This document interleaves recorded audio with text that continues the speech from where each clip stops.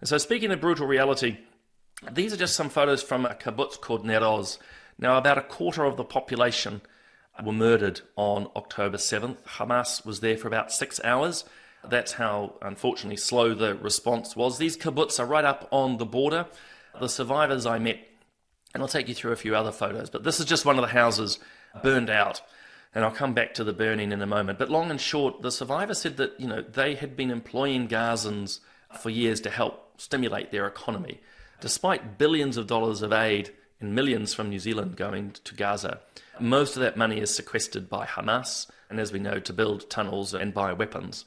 The economy of the likes of Gaza is pretty poor. So over the years, these kibbutz on the border have been employing Gazans, and it's one of the reasons they're so deeply hurt, not just that so many of their people, as I say, a quarter of this kibbutz, almost 50 people were killed.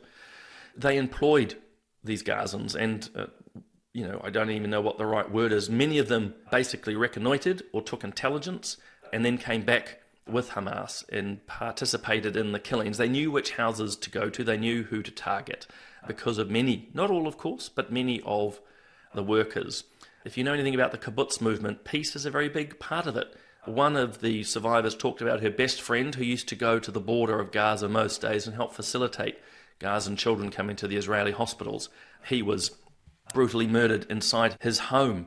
So these are just some of the other photos. For those, again, listening, you just got to imagine bombed out and burnt out buildings. These were people's homes.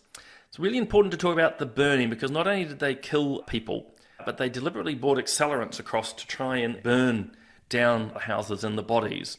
And again, these are heavy conversations for people. This is a picture of a piano that's burnt out. But this is one of the things which Israelis confront. It's not just people who want to kill them, it's people who want to erase them from the face of the earth. That's why they burned the houses, burned the bodies, and burned the cars.